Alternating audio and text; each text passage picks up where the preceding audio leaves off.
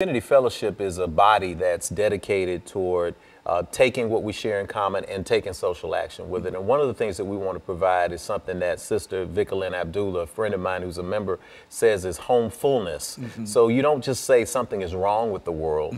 You find a way to fix what's wrong with the world, and you do it affirmatively. So Dwayne Jones, who's a buddy of mine from Memphis, Tennessee, and I had traveled to Haiti to do work there. We built some housing there. We built some tent cities there. And Dwayne had this idea to build these micro homes.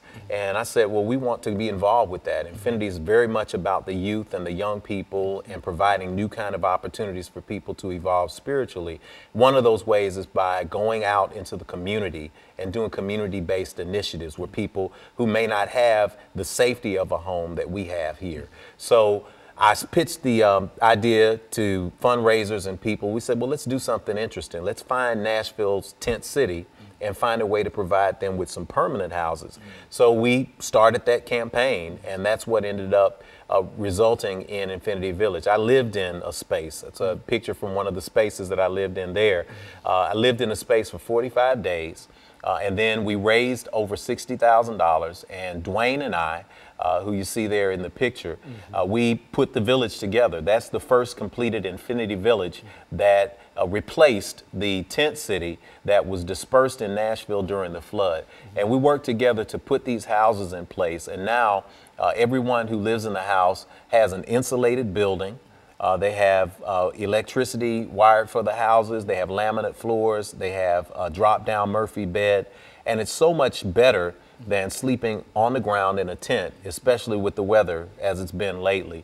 So we want to continue to find a way to provide innovative solutions to social problems. And we prove with this project that it doesn't take a lot of bureaucracy. It doesn't take a lot of red tape. All it takes is a few people deciding that we want to take action, identifying what the need is, and then putting our hands in place with people who are of a unitary mind and making things happen. We did the entire project for Infinity Village in about 7 weeks. From the time I moved into the micro home to the time that I moved out. It took us 10 days to build 6 homes, and we worked pretty much around the clock during those 10 days, and we put them in place in August of 2015. And since then, it sparked a national trend for people around the country who now want to do something similar, to not provide a permanent solution to homelessness, but to provide at least a temporary step up for people where they can have transitional housing and move from living in a car or a tent or a crawl space into living in a solid home where they can have an address and they can get a job, to moving back into affordable housing and back to the workplace. We'd be surprised that in Nashville, between 2,000 and 4,000 people a night are classified as homeless. And when I was living in the micro home, I found that I was doing what a normal homeless person would do. My wonderful wife, Kanitha, was taking care of, we've got 5 kids, and she, through that project, made sure that they were taken care of. But I was showering at the gym, getting my shave in, sometimes in a bathroom when I needed to.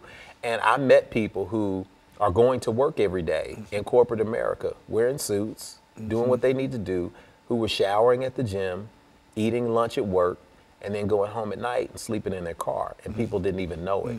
And so they would come to me and say, thank you for doing something about this, because you'd be surprised the number of people in Nashville that look really good but are struggling. How much does it cost to construct one of these houses? Raw materials, you can construct one between $4,000 and $6,000. We used about $7,000 per house because we hired a professional crew. If you can do it yourself and you are a construction person and you're licensed and you know how to put these houses together, you can do it a little cheaper than that. Some people call for volunteers to do it now. We didn't want to use volunteers in this particular manifestation because we wanted to make sure that we could stand behind the construction on every house. And sometimes when you have volunteers do mean well, but they might cut short on a measurement and not think that when the wind blows, that little half-inch gap is going to make a difference between whether the house is standing or falling. But what you're saying here is that you found a way that you can economically supply a need that is, and that's much greater in a real sense than somebody being able to live on the streets. Yes, indeed. And that brings a lot of dignity. Yes. In a real sense, back to individuals who find that they have their own individual space and life and secure in a real sense. Is that what you find in reference to? It is. It's an issue of human dignity, Doc. And when you wake up in the morning and you're thinking about your hopes, your dreams, your family's future, you're thinking about your career and the things that motivate you, that's a lot. It's already a lot. And when you're gifted with being able to lay your head down at night in a solid place that's going to be consistent, that helps you to live those. But when you're not, when the first thing that you're thinking about when you get up in the morning is, where am I going to sleep tonight? Tonight, that's exactly. How am I going to eat? What am I? How am I going to navigate my dreams in a world where being homeless, being out of doors, being poor is criminalized? You know, then that's a whole lot to put on somebody's plate. But when you provide them with housing, we see that every research study, including the one that Vanderbilt did last summer, has concluded the same thing, that the #1 way that you deal with the issue of homelessness, whether that's regular people or whether that's people in the lower economic strata or whether it's veterans, is to provide housing. I mean, it's simple, right? We spent $500,000 to find out that the way you stop homelessness is with a home. But it's true. That's so extraordinary, too, in reference to how easy it is. Well, not easy to concept and et cetera, but after the concept has been laid out and has been proven that this is a successful way of doing it, then it seems so very, very simple.